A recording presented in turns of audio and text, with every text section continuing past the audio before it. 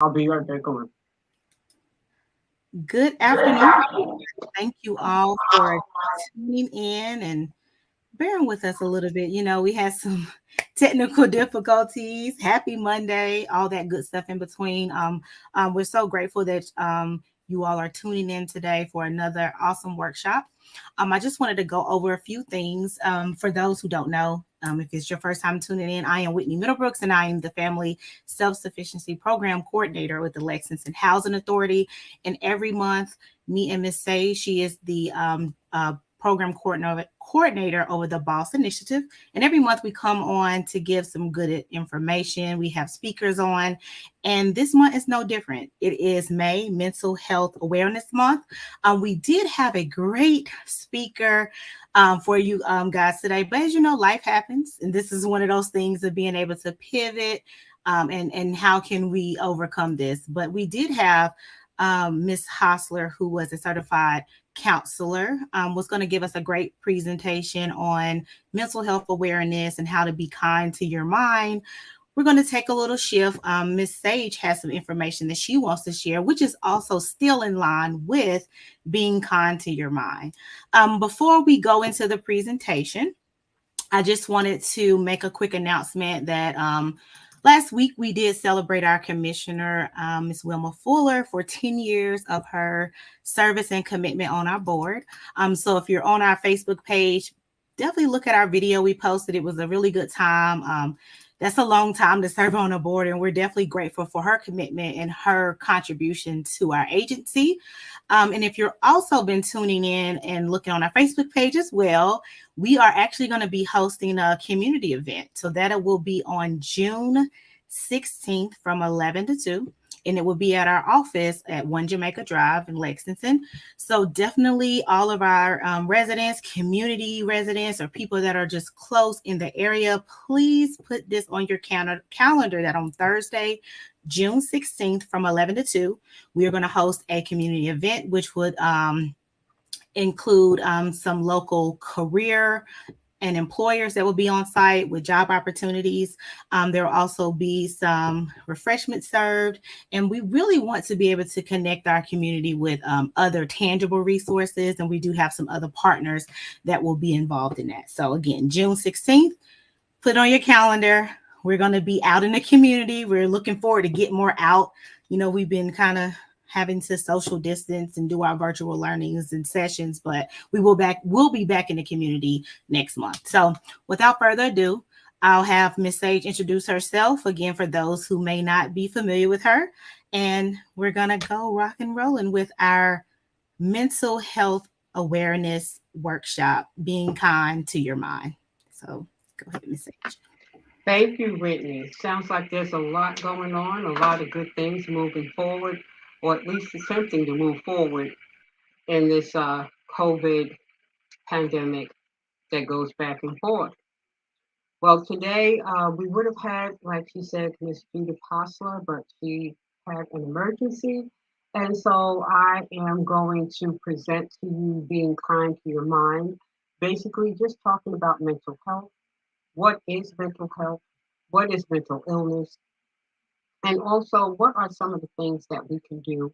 And what are some local resources? So Brittany's going to start the PowerPoint presentation.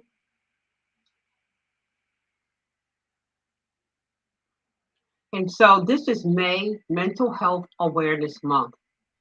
Be kind to your mind. Sage Shioma and Whitney Middlebrooks. Our goals and objectives for this particular workshop is to understand what is mental health, to understand what are mental health problems, to understand what it means to be kind to your mind, and to gain knowledge of resources locally and some that you can access on your own.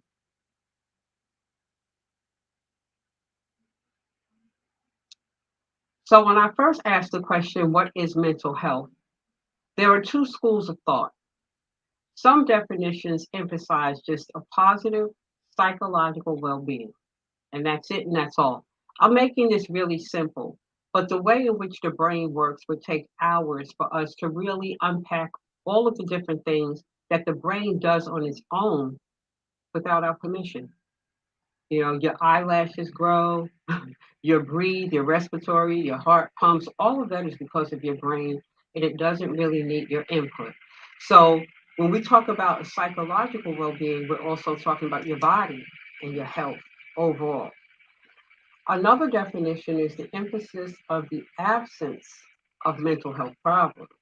So just to not have mental health problems, which I can't say there's anybody right now who doesn't have a mental health problem of some kind, whether it's anxiety or whether it's depression or OCD.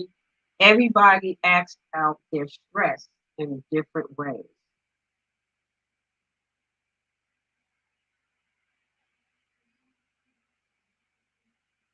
And so, what are mental health problems?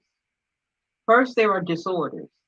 A mental health disorder is a serious emotional disorder. So I can't say that I've never been out of balance because there are times that I can drink too much caffeine or I can have too much on my plate or I just don't know how to say no. Or there are times that I've had loss in my family. And when I went back to work, my brain was just shut down. So that's serious emotional disorder and extreme emotional disorder is a little different than what I just described because you may still be functioning. Then disorders are diagnosable. So that's mental illness, psychiatric illness. Some people called it back in the day, she had a breakdown, a nervous breakdown. Well, if you know anything about resilience, you can make that breakdown a breakthrough. And for some of us, we call it a breakthrough because some of us have had to just say enough. And that was the beginning of us healing.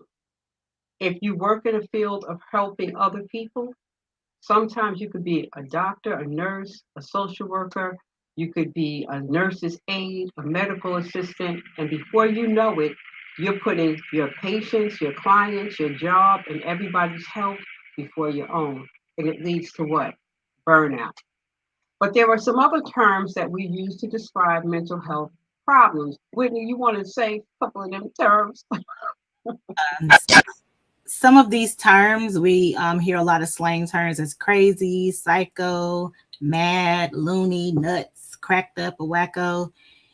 I've heard all of those. I probably have, casually used those terms as well, whether if it's in a joking manner or if I'm watching something on TV that is actually about, mental health. And I'm like, these people crazy. So I think that we all do that. I do know that there's definitely a sensitivity to it for sure, but we all say those terms, but understanding that they are very serious emotional disorders and distresses and illnesses that people do have, and some even, deeper in terms of like chemical imbalances that, as Ms. H mentioned, that might need medication that are actually not as easy to control.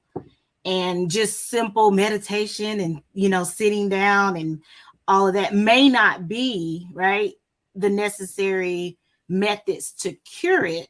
So it will have to be more of like maybe extreme measures. So I just wanted to add that in there because, again, we've all been, we say these terms, but a lot of people are living very deep, mental health issues that are not easily controlled by just something that they can do. They have to seek outside help.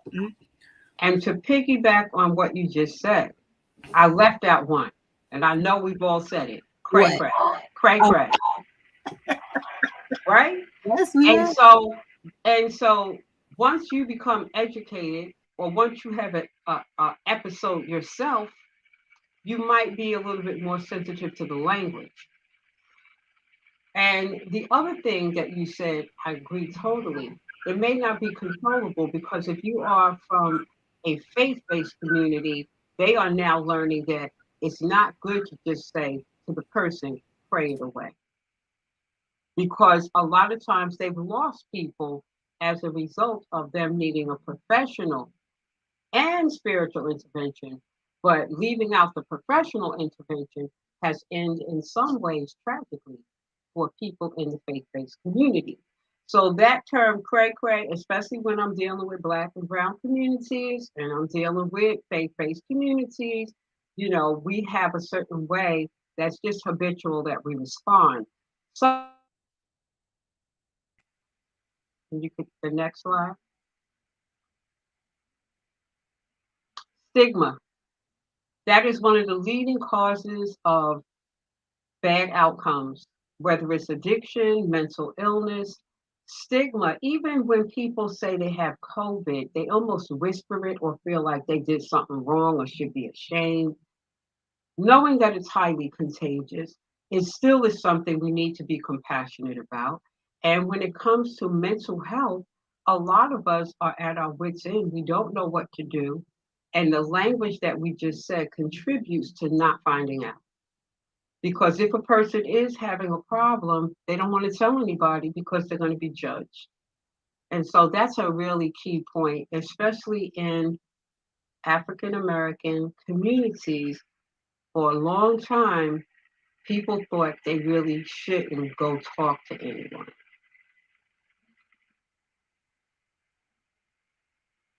So, what is mental health? You went backwards. I No. want I wanted to add something to that about stigmas. I had pulled up some information, and it states that more than half people with mental illnesses don't receive the help for their disorders because people often avoid or delay seeking treatment due to certain concerns about being treated differently, their fears, and just socially. So they break it down into these three types of stigmas: as public stigma, which involves the negativity and discrimination attitudes, or the self stigma, where people internalize their own shame, and then you have the institutional stigma, which is involving policies of government and organizations that intentionally or unintentionally limit opportunities for people with mental illnesses. So I thought that was pretty, interesting to put in there, that how you break these stigmas down. And we can self-sabotage it. We can think about what the outside factors are. And then again, those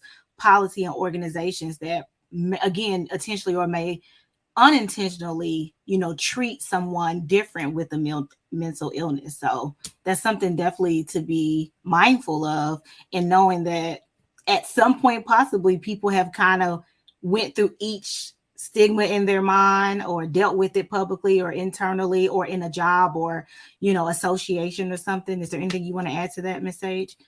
That was perfect because what you're describing is health equity. Mm-hmm. And the fact that some people have greater access to better care than others.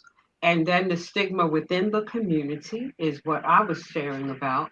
And that's absolutely right. There are certain policies and certain things that people are afraid to speak on.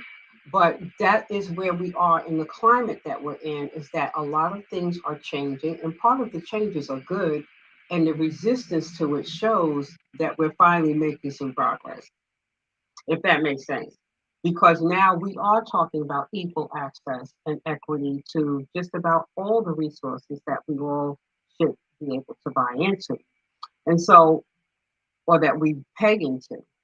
So, what is mental health? Mental health can be conceptualized, and this is according to the World Health Organization, as a state of well being. And I like that term well being because a lot of times we focus so much on symptoms that we don't focus on enhancing our health or enhancing wellness. So, if we focus on enhancing wellness, then there'll be less room for the problems as far as your health and your mental health. So it says, as a state of well being in which the individual realizes his or her own abilities, can cope with the normal stresses of life, and can work productively and fruitfully, and is able to make a contribution to his or her community. So that's what they are considering to be mental health, apart from the whole idea of the problems. Next slide. So, what are mental health problems?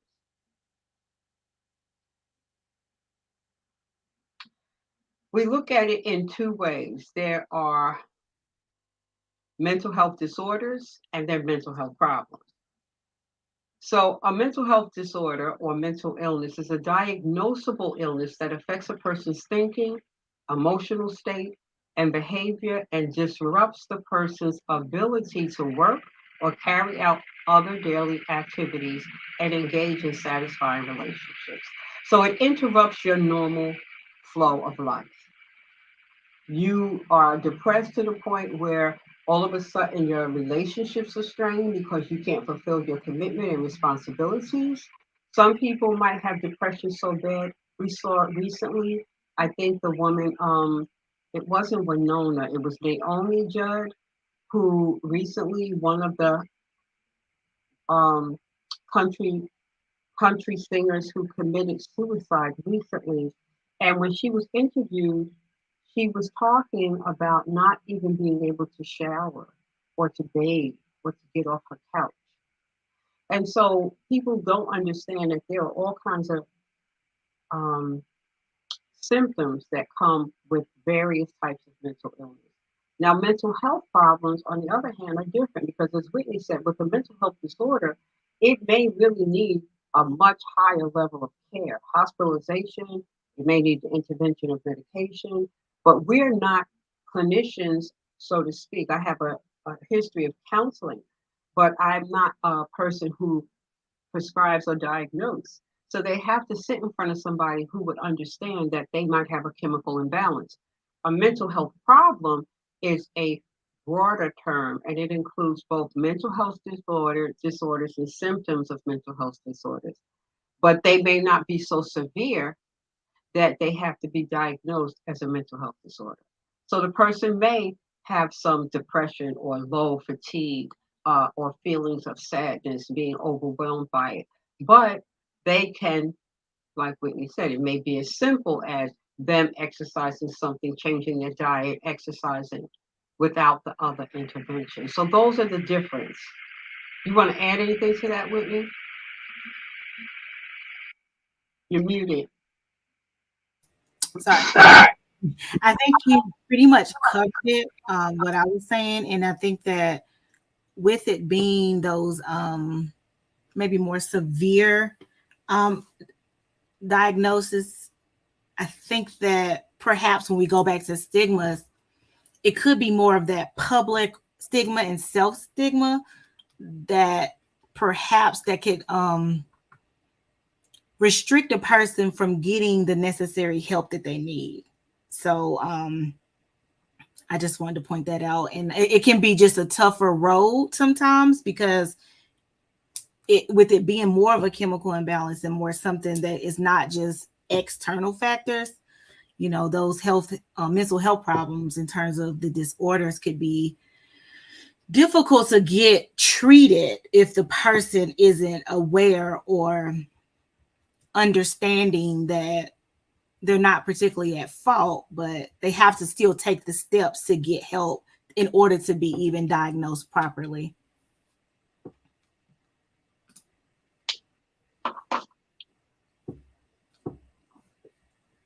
Anything else you want to add to that part?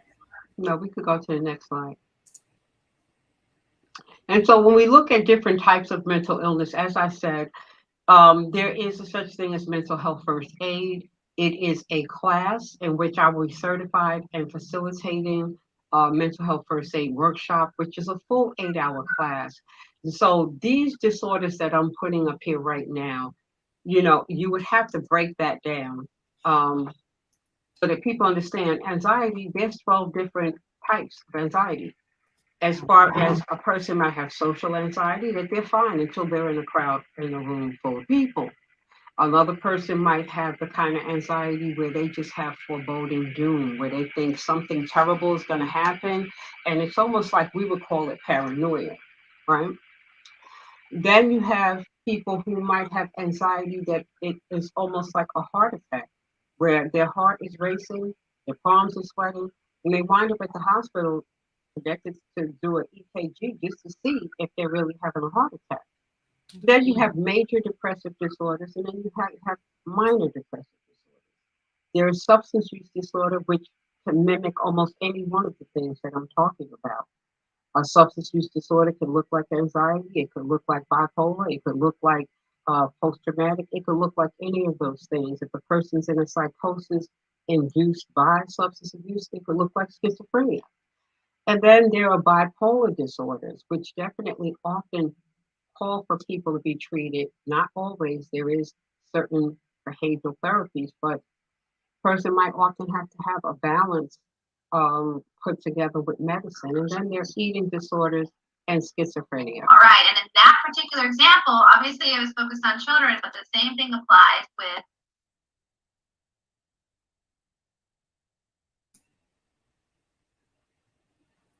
Okay, yeah. So what she was just going over is the different mental health illnesses, types of mental health, and she went over anxiety, major depressive disorder, substance use disorder, post-traumatic stress, bipolar, eating disorder, and schizophrenic. So, as Miss Sage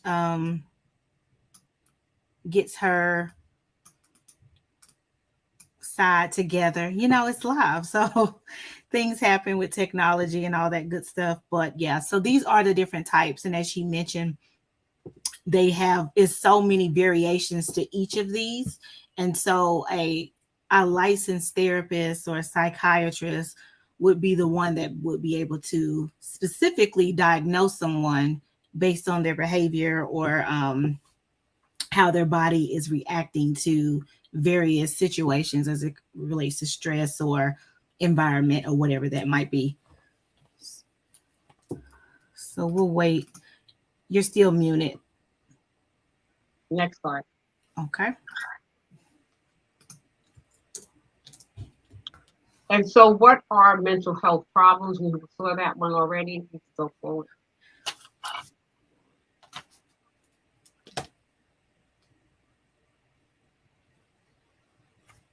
To go to the next one. So, now that we've talked about that, if anybody has any comments or anything that they would want to put in the chat regarding mental health or their own experiences or thoughts about what we have just spoken of, any insights, please feel free to just put it in the chat and Whitney will look at it. So when we ask the question, how to be kind to your mind, it's a very catchy phrase because this is mental health uh, awareness month. I just wanted to really put that out there, that how to be kind to your mind. I've simplified this particular for sake of time, and I just put some things that are applicable, things that you can do on your own that are really simple, and it doesn't take a whole lot of scientific research or anything like that. 6 ways to be kind to your mind. 1, dedicate time to yourself and things that bring you joy. Only you, even if you sit in front of somebody and you go to therapy, they could ask you questions and they could give you lists of things that you might want to do. It's called, it's like 50, the list of pleasurable activities. Mm-hmm. It helps dialectical behavioral therapy to know how to take yourself out of a distress situation or what you could do to tolerate distress because sometimes it's unavoidable. Don't be afraid to say no. Now, I don't know about you, but this is a challenge for me. And I noticed since COVID, all of us are super busy. Everybody's engaged in a lot of activities. Everybody wants to help. HELP. I've learned that help is a good word, but it also is the word that attaches itself to outcomes. So support is a better word than help, right? And with everybody trying to help, I think we're overextended, overcommitted, overstretched, and for professional people especially, but then for people who are just a housewife, and not just a housewife, but a housewife, which is a great commitment, a mother, which is a great commitment, a person who is really the matriarch of the family, which is a great commitment, you might wind up saying yes to everybody, especially because we want to care for ourselves and our loved ones in this era that we find ourselves in. So learning that no is a complete sentence. Then practice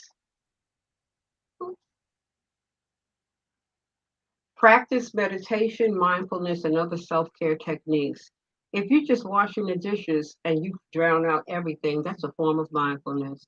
If you take a walk in the park and you just silent the whole time and looking at the scenery After a while, your mind will quiet and you're just focused in the here and now. That's a form of mindfulness. It's not just privy to a monk who's in a mountain in Tibet in the far off. All of us can just sit and try to focus on one thing at a time. And even if we just focus on our breath, that brings us into the moment. It's a form of mindfulness. When I do it consistently, my days go really smooth. The moment I don't do it, I notice my days are a little bit more chaotic. So it's just a habit to kind of, I guess, multitask and say yes to everything and think that we can put everything in one little space. This one is hard for everyone. Take a break from social media. And that I say is hard because most parents can't tell their kids to get off of the internet or off of the electronics because guess what? They're on them too. But the social media platform has contributed greatly to our mental um, illness due to the fact that there's a lot of high expectations placed on people because people are living their lives externally, if it makes sense, how you look, who you be with, what you have. And a lot of people are not living the lives that they present on social media. Also, for our young people, there's a lot of bullying and what we call body image that is happening for young people. So, you want to add anything, Whitney? Because it talks about learning to love your insecurities. I think everything that you're saying, um, very real. I know we've kind of touched on this over the last, at some point over the year of doing this year or so with social media. It definitely can cause some anxiety, can definitely cause making people feel inadequate, perhaps not achieving at a certain level because it's a comparison. And as you mentioned, most people aren't living exactly because most people don't post their lows. So if someone's only posting their highs and you're just having so much internal of why am I not here? Why is this not? Why am I not going on the trip? Well, I know I personally have known people to post photos as if they're somewhere else, but it really was a trip they took last year. But it's like this, it's a thing of it's a little fronting. So it's Monday and you like, well, how's she in um Thailand? Well, maybe she's not. So it can just be this perception. And so I think that being able to take social media breaks, whether it's a week or two, to get your mind right, unfollow accounts or unfriend people that don't particularly help your mental health. So if things are making you agitated and irritated, you don't have to be their friend on social media. So you can also determine your own feed of what you're seeing to kind of help you. And just with insecurities, I think that just comes with time. I think life, don't be around people that maybe highlight your insecurities, but you still have to know what your insecurities are so that you know your own triggers and you understand like you're in control of it, honestly, because people are not responsible for knowing what 100% makes you insecure. So I think that time of taking your own time from social media, whatever you're saying, like, doing things that bring you joy. So you'll be more comfortable with who you are authentically in those times where you do feel a little anxious. And we all feel it. Everybody's insecure about something. Everybody has an insecurity. Some of it might be physical, some of it might be more internal things people think, but everybody has an insecurity and multiple. So if that should make you feel a little secure to know that you're not the only one in the room feeling insecure. So I'll add that. And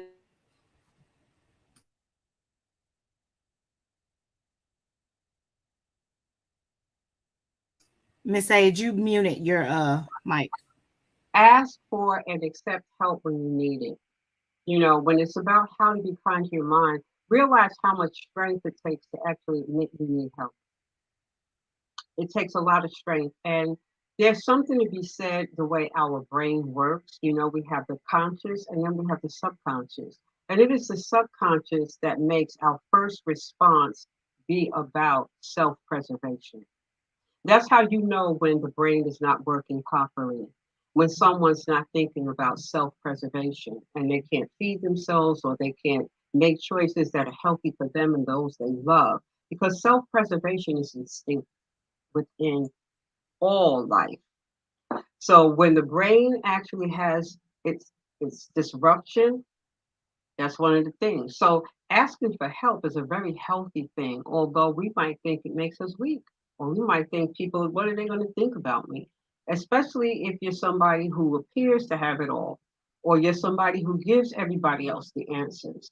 And then when it's your turn to just simply go through a life-changing experience, because that's all it really is. We all have these life experiences, like we all have insecurities, like Whitney says. And then I put this picture here because a hug goes a long way. I'm going to put this out there, and those who want to run with it, because it's something that I thought of. And when I said it to somebody, he was a psychiatrist, and he was like, I never thought about it like that. And I was like, yeah, I wanted to be mine. I wanted to be my quote, right? But scientifically, we know that hormones and different neurotransmitters and things are released based on your actions, based on your behaviors, based on even how you think. And something as simple as a hug releases a chemical in your brain called oxytocin. And oxytocin gives you a sense of well being. It's that warm, fuzzy feeling. We all know the warm, fuzzy feeling we get when we feel nurtured, loved, and cared for. Well, a hug provides that. And so don't underestimate being able to just cuddle up with your kids or cuddle up and hug somebody. And even if you have pets, it's been proven that people who own pets have less stress or they respond to stress better.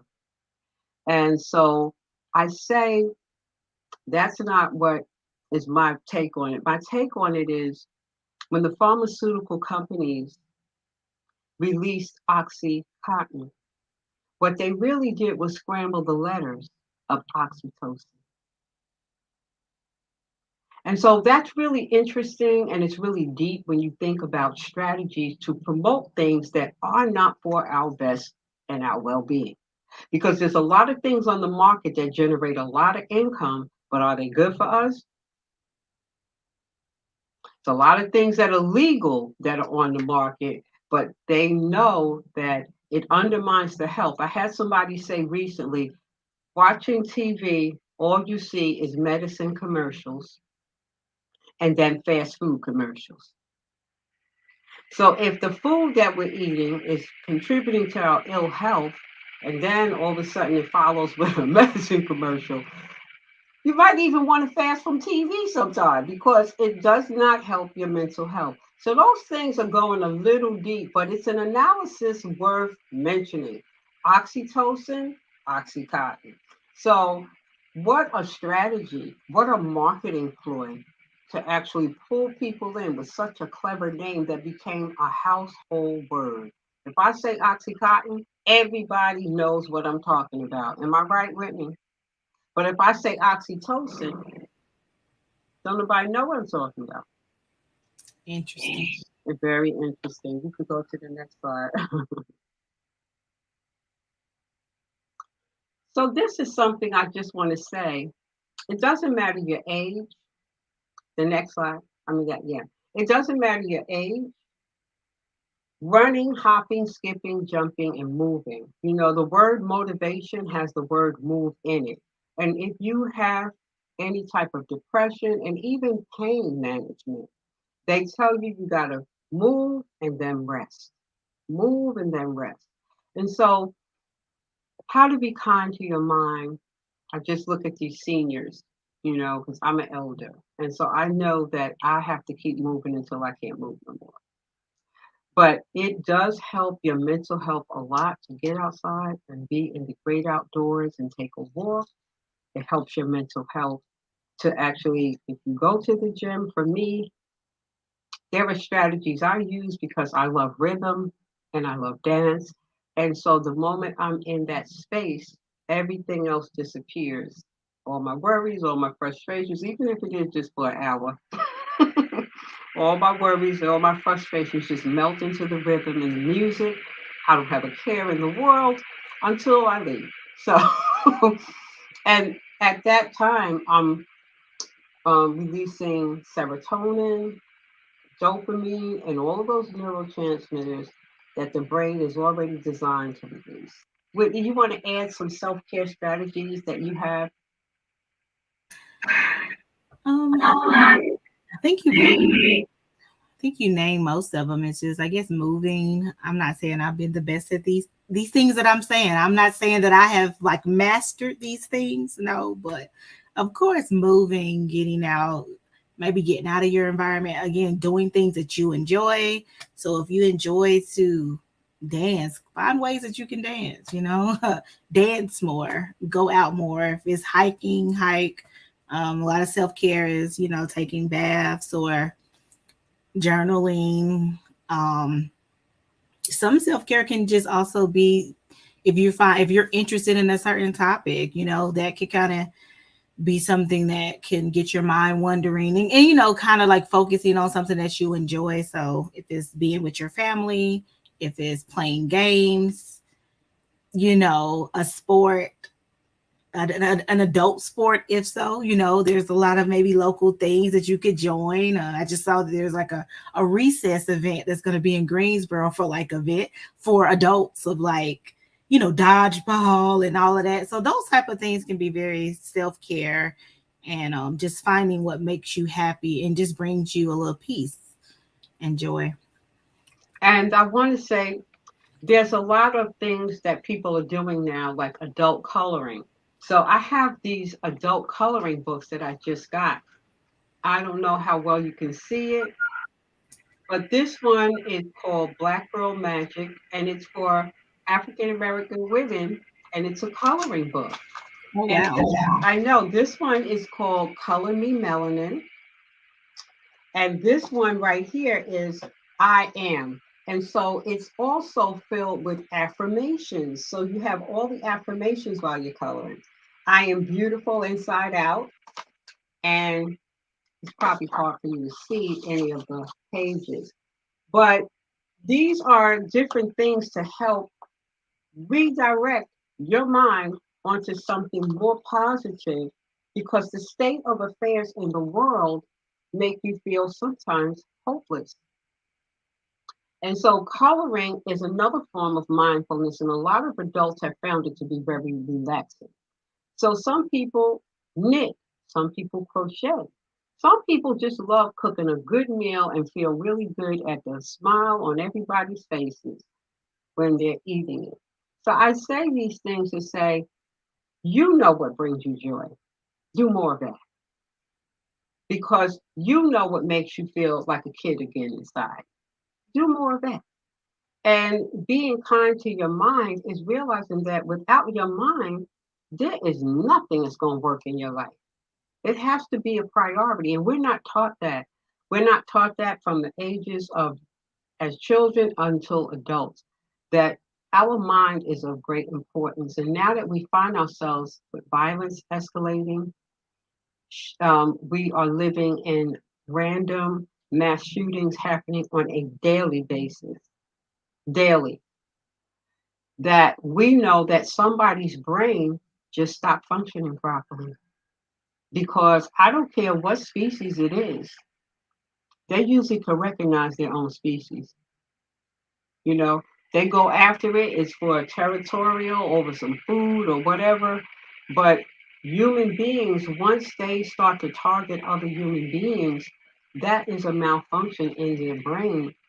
And so we want to know that if we start with mental health, we can solve a lot of the things that we're seeing in our culture because that would be at the root of it is getting to solve them. So I want to talk a little bit, if Whitney wants to add something before we talk a little bit about resources. No, you can go ahead. Mhm.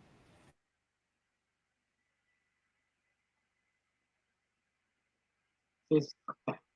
So I'm looking at local resources, and I don't know if anybody wants one of these resources, wants to take a picture of it with their phone.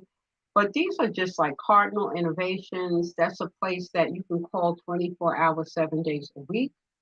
Um, and they will at least maybe be able to direct you to something locally or figure out if this is a 911 emergency or if you should call 911. Of course, you should always call 911 in an emergency.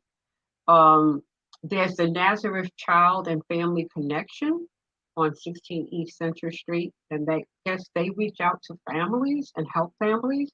There's Daymark Recovery Services, which deal mainly primarily with substance use disorders, but I think that they'll help with mental health and referrals. And then there's a mobile crisis unit. And that 800 number is a good number because they are 24/7, 365 days. And that is somebody who is going to actually come to your home if you call them, and they will have a mental health professional report to actually bring the person to a crisis center. And that is for a crisis. Then there are facility-based crises in Davidson County, for inpatient facility for those in mental health distress or substance use, and then there's family services of Davidson County. So Daymark is mainly for outpatient, intensive outpatient substance abuse, and then there's Monarch Behavioral Service. So these are some of your local resources in your area. And I'm actually going to have this information on our Facebook page. So, like, if anybody wants to save it, screenshot it for later, feel free to do that. I'm going to post that now. So, if you wanted to add any closing remarks or information, Ms. Sage, about this session today. Well, I have a couple of more slides there. And so this right here, I want to say is BIPOC resources, which are resources for Black, Indigenous people of color. And the reason it's uniquely distinguished in this presentation is because there is a history traditionally of African American people feeling that they should not access mental health resources. And it is changing because there are enough African American professionals and workforce to actually accommodate the Black community. And so here are a couple of resources that show you other resources. I even saw one where they had a grant or funding for African American women and girls who might have wanted to have money for therapy. So if you open up any one of those links, which she'll put them on our Facebook page, those links will send you to sites that have ton of resources. And thank you for attending. My last slide, the G was down there, but thank you so much for attending. Yes, so any final remarks, final statements? I think everything that you shared today was just very on point and on brand for May, for mental health awareness and resources and understanding what mental health is and being okay with, getting help that you need, and having resources locally that can assist you with getting the help that you need. So I think that is pretty much, it. Anything else you want to add? I just want people to just be well, do the things that they can, and be mindful how we need to stay safe and hold those near and dear close to us. And that we do have the information, which is extremely important because there was a time that we didn't have the information. Now today we do have the information. We do know that there's no reason for people to carry shame because mental health and mental illness is very pervasive. And I don't know anybody who's who's not been affected or impacted by it. No one. That's very true. Like you said, there's availability.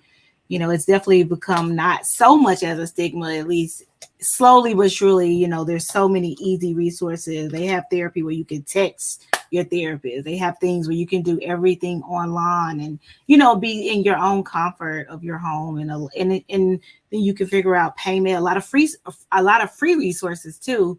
So always ask about those free resources that are actually available for people to take advantage of. But we thank you all for tuning in for a this workshop this month.